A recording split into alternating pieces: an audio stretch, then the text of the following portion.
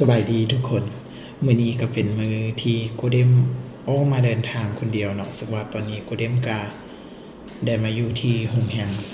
อยู่ที่เมืองปักเซเนาะตอนนี้โกเดมก็กำลังที่จะออกเดินทางไปที่แหล่งท่องเที่ยวนั้นก็คือตาดฟานแล้วก็ต้านเหยืองแล้วก็อีกหลายๆบอนอยู่ในเมืองปักซ่องเนาะแต่ว่าตอนนี้โกเดมก็กำลังที่จะแต่งตัวการเดินทางมาปักเซครั้งนี้ก็คุณมีอุปสรรคหลากหลายอย่างเลยทุกคนแต่ว่าเมื่อนี้กูได้กระไดมาหอดจุดหมายปลายทาง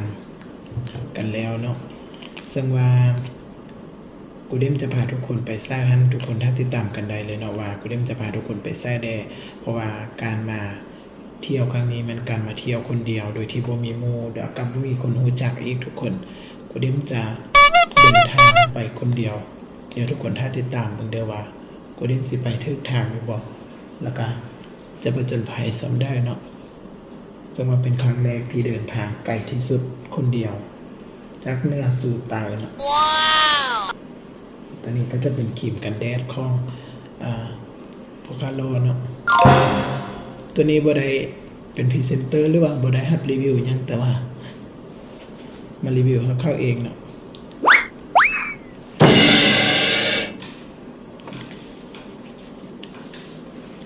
โอเคทุกคนหลังจากที่เราได้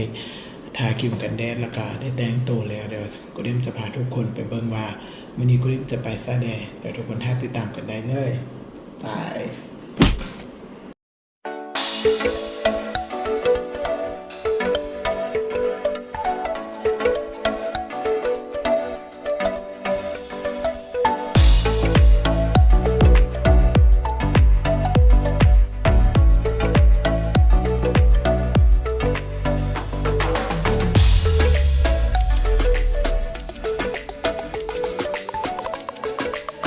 ตอนนี้กูเดมก็กำลังจะพากันเดินทางไปที่ตาดฟานหรือว่าต้านเหยืองแล้วทุกคนเดี๋ยวทุกคนเบิ่งบรรยากาศในการเดินทางของกูเดมในครั้งนี้เลย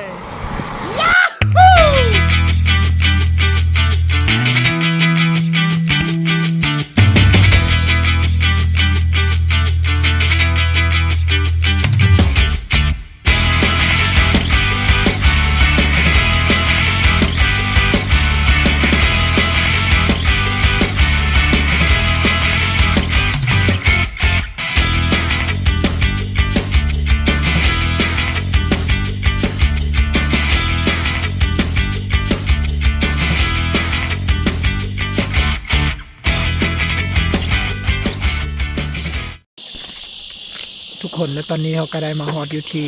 ตาดฟานกันแล้วซึ่งตอนนี้เขากำลังที่จะจอดรถจักรเนาะเดี๋ยวจะพาทุกคนเข้าไปเบิ่งบรรยากาศน้ำตกทางไหนว่าจะ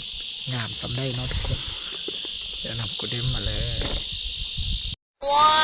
ว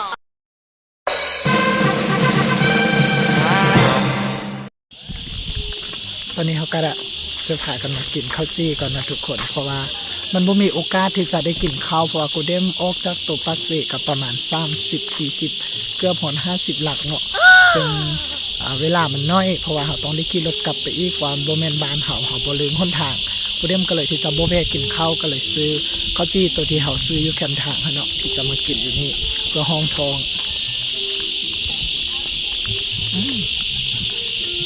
ครับชิวๆคนเดียว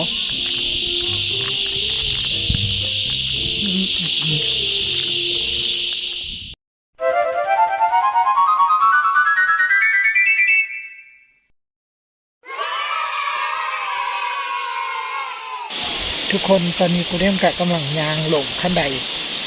ลงต้านเหนืองเนาะซึ่งเป็นขั้นใดเขาเจ้าเฮ็ดด้วยซีมังเนาะซึ่งเขาเจ้าจะเฮ็ดเป็นขั้นด้านนี้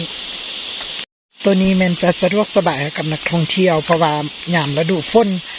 ก็จะบ่มีขี้ตมเนาะแล้วก็จะเป็นการเซฟตี้ให้กับนักท่องเที่ยวโดยการเฮ็ดหาวนี่ก็เฮ็ดด้วยหาวเล็กเนาะทุกคนกายสีฮอดบอลนำออกแล้วทุกคนนี่ก็ได้ยินเสียงน้ำตกแล้วทุกคนว้าว so nice งามแท้งามว่างามแท้งามว่าทุกคน so excited โคตรงามเลยทุกคนเอ้ย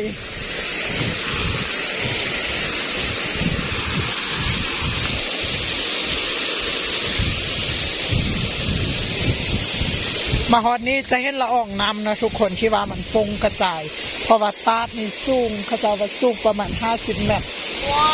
ว perfect คนตอนนี้กูได้มาฮอดต้านเมืองกันแล้วทุกคนซึ่งว่าบรรยากาศทางล่างนี่เราจะเห็นเป็นน้ำตกเนาะซึ่งว่าละอองน้ำกับฟงกระจายมาฮอดที่ทุกคนเป็นเฮ็ดให้เป็นอีกอย่างที่ว่ามันเปียกอยู่ทางนี้เนาะโคตรสดชื่นเลยฮัลโหลปากซอง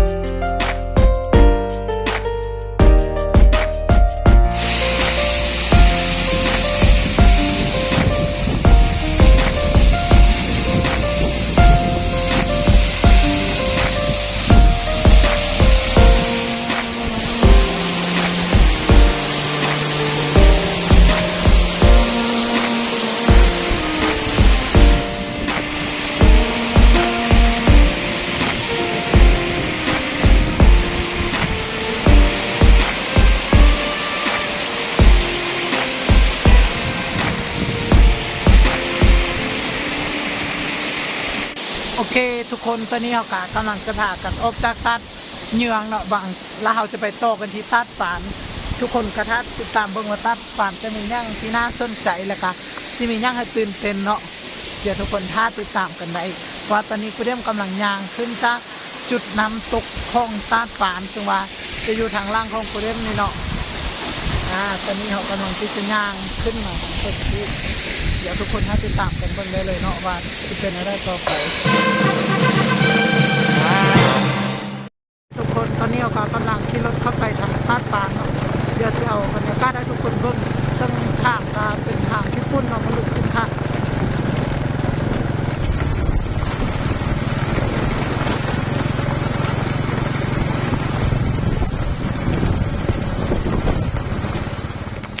ทุกคนตอนนี้เรากำลังมาฮอดตัดฝานกันแล้วตอนนี้ประเด็นกำลังจะย่างเข้าไปข้างในซึ่งว่าจะมีการค่ายปีหรือว่ามีการกวดเบิ้งเซ็กคน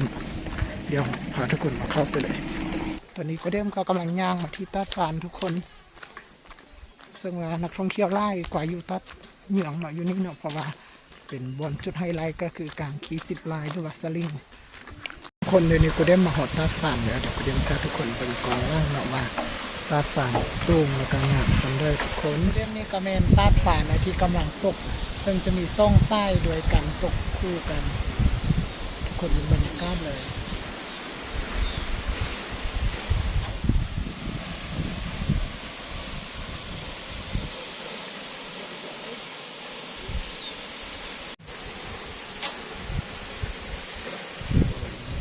beautiful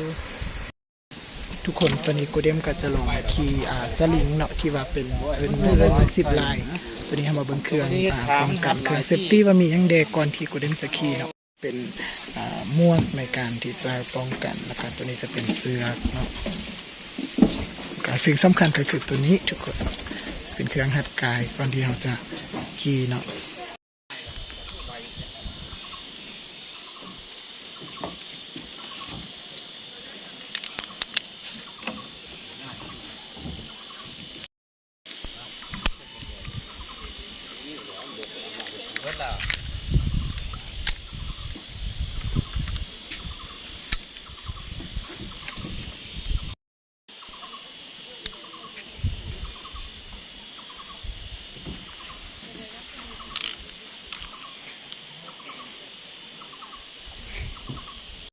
คนตอนนี้หลังจากที่เราได้สารสุดครบแล้วเราก็เตรียมพร้อมที่จะออกสู่การขี่สลิงของเราซึ่งว่าระยะทางก็ไกลพอสมควรแล้วทุกย่างพอ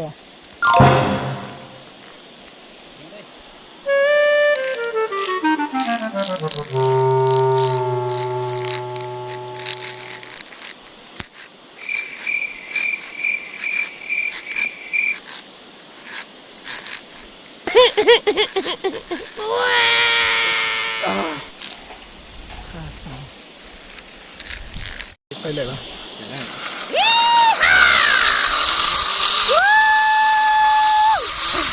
ฮัลโหลทุกคน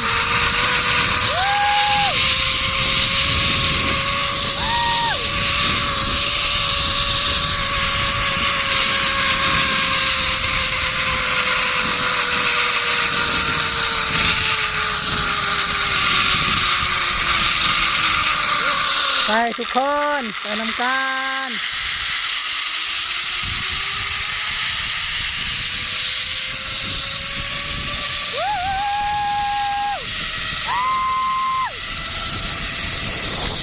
ป้าป้า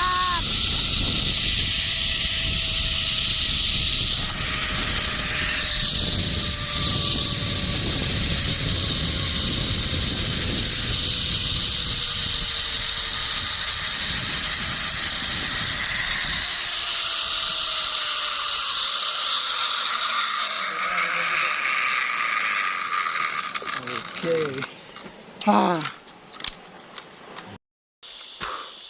เป็นอะไรทุกคนความรู้สึกตื่นเต้นแล้วก็รู้สึกยานแต่การม่วนเนาะเพราะว่าเป็นครั้งแรกที่ได้ขี่สลีจบแล้วทุกคนทุกคนตอนนี้กระฮอดตอนช่วยแล้วเนาะที่เขาจะมากินข้าวช่วยนำกันตั้งแต่เช้ากูเด้ยังบ่ได้กินข้าวเนาะตอนนี้กูเด้มกาพาทุกคนมาที่สบายดีวันเล่เนาะถึงอยู่หลัก33จังหวะกูเด้มจะพาทุกคนมากินข้าวอยู่นี่เพื่อกินข้าวช่วยแล้วหลังจากนั้นเราจะเดินทางกลับไปที่นครปักสีนำกันเนาะตอนนี้น้ำปั่นที่เราได้สั่งเนาะจากสบายดีวันเล่ก็มาแล้วทุกคนจะเป็นน้ำปั่นสตรอเบอรี่เนาะเดี๋ยวมากินมาเซฟๆเนาะถ้าอาหารก็หอยโมแม่เถื่อเนาะ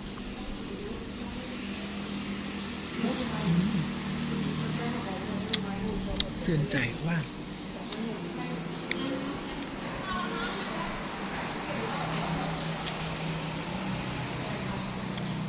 แสบซอยเดี๋ยวอาหารมาจะรีวิวทุกคนเบิ่งตึมตอนนี้อาหารเราก็มาแล้วนะซึ่งเป็นผัดกะเพราหมูกรอบเนาะหน้าตาก็จะเป็นประมาณนี้เดี๋ยวจะมากินเขาก่อนนะทุกคน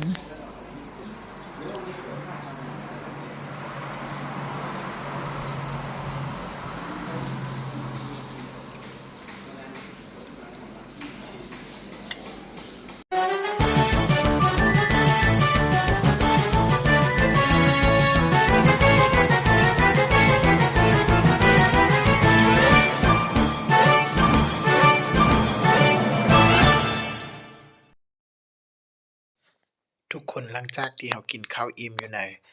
อาหารสบายดีวันเลแล้วตอนนี้กูเด้มก็จะพาทุกคนมุ่งหน้าไปที่ตาดผาซ่วมซึ่งตั้งอยู่ที่เมืองบาเจียงแขวงจำปาสักซึ่งห่างจากเทศบาลจำปาสักหลายกิโลเติมเนาะทุกคนเดี๋ยวไปนำกันเลย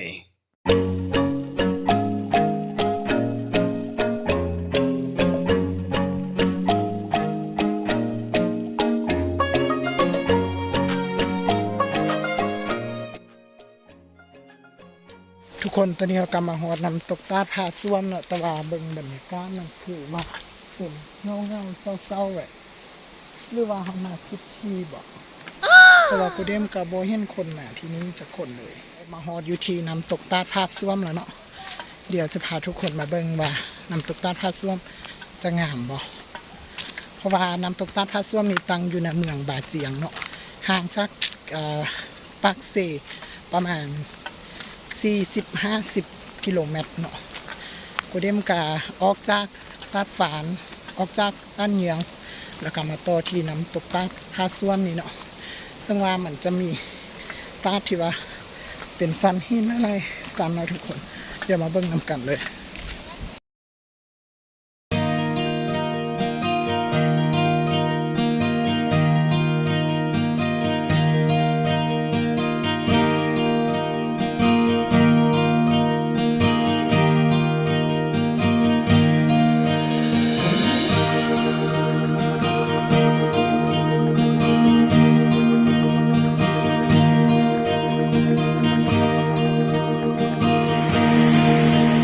ท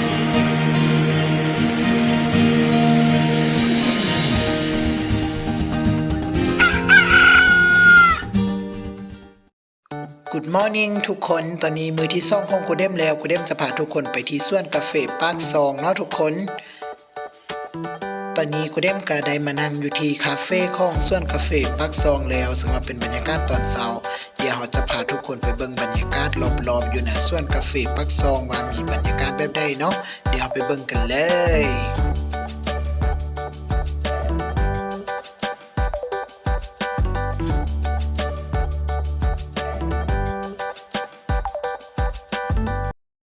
ทุกคนตอนนี้เราก็จะพากันไปที่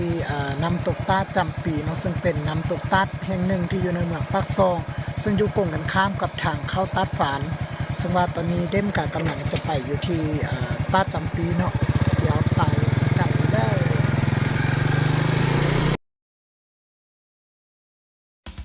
ทุกคนในระยะทางที่เราไปตาดจำปีเราก็จะเข้าไปทางส่วนกาแฟของประชาชนอยู่แถบนี้เนาะซึ่งว่าตามระยะทางที่กูเด้มเข้าไปส่วนมากจะเป็นแต่ส่วนกาแฟเพราะว่าอยู่ในเขตนี้จะเป็นเขตภูเพียงบริเวณเนาะทุกคนเดี๋ยวทุกคนจะได้เห็นบรรยากาศว่า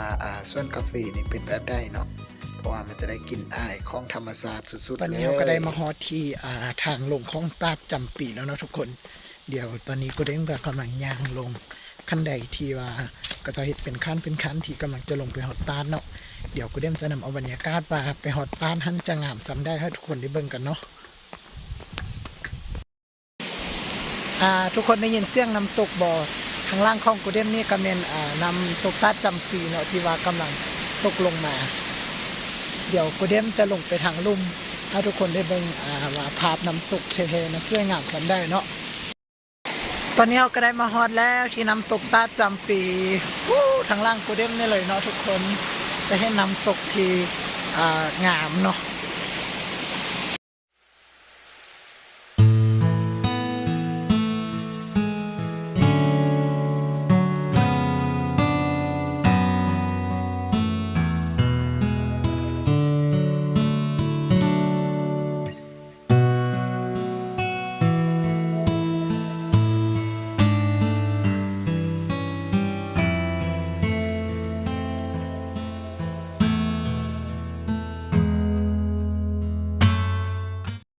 เอาละทุกคนสถานที่ต่อไปก็คือสถานที่สุดท้ายที่ทริปโกเด้มมาครั้งนี้ก็คือโกเด้มจะพาทุกคนไปที่วัดภูจำปาสักเนาะซึ่งว่าตั้งอยู่ในเมืองจำปาสัก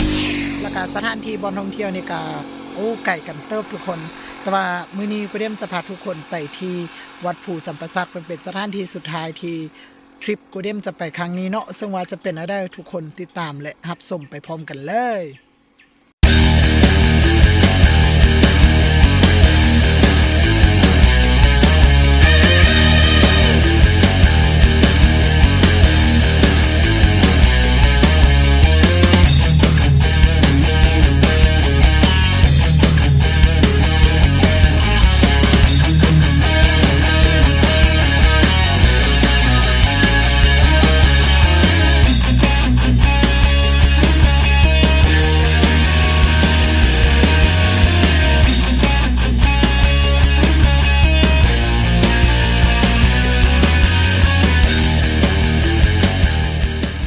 ทุกคนตอนนี้เขาก็ได้มาฮอดอยู่ที่วัดภูจำปาสักแล้วเนาะแต่ว่าเขากำลังสีย่างเข้าไปทางนาซึ่งว่าตอนนี้เขาก็ได้ฟากรถแล้วถือว่าไก่พอสมควรออกจากตัวเมืองปักเสพเลยเนาะเพราะว่ามันอยู่เมืองจำปาสักประมาณ30 กว่ากิโลเมตรทุกคนเดี๋ยวย่างเข้าไปทางนั้นเลยเนาะทุกคนตอนนี้เขาก็ได้ปีแล้วเนาะซึ่งว่าปีอยู่ในราคา20,000 กีบตอนนี้ก็กำลังจะพากันไปอยู่ที่บอนหับส่งไปที่วัดภูเนาะ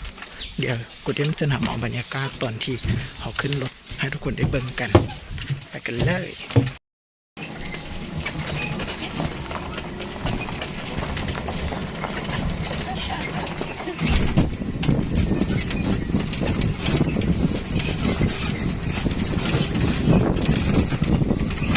ทุกคนตอนนี้กูเด้มกันยางเข้าไปในทางเข้าของปราสาทวัดภูจำปาสักแล้วเนาะตัวนี้ก็เป็นทางที่คนย่างไปซึ่งว่ากูเด้มจะย่างไปเบิ่งทางแนวปราสาทเนาะว่าจะมีอีกอย่างให้เราได้เบิ่งแล้วก็น่าสนใจเพราะว่าเป็นมรดกแห่งที่2ของประเทศลาวเฮาที่ห้องจากเมืองมรดกโลกเนาะต โอเคเดี๋ยวก็เดี๋ยวจะพาทุกคนไปเบิ่งกันเนาะ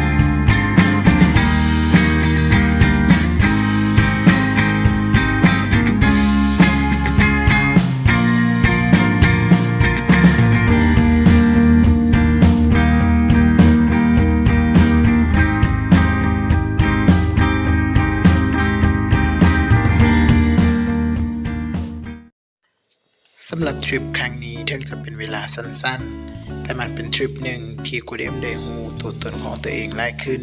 เฮ็ดให้กูเดมได้เปิดกว้างโลกของตัวเอง